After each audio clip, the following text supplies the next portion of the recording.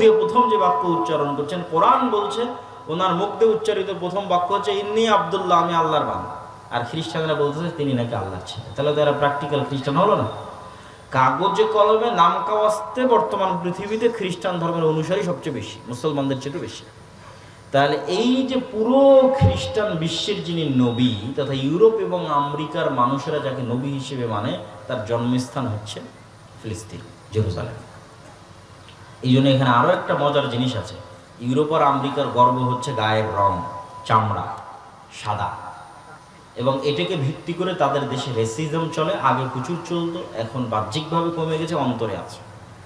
এটার কারণে আজ থেকে 70-80 বছর আগে কালো নিগ্রো আফ্রিকানদেরকে তারা গোলাম হিসেবে খাটাতো। কেন? এদেরকে তারা মানুষই মনে করতো না, just only for colour, skin colour, গায়ের চামড়ার রঙের কারণ। এবং এশিয়ানদেরকে, সেমেটিকদেরকে, যারা মেটে শ্যামা অথবা শ্যামা সাদা, মেটে সাদা, তাদেরকেও তারা নিম্ন হিসেবে তুলনা করে।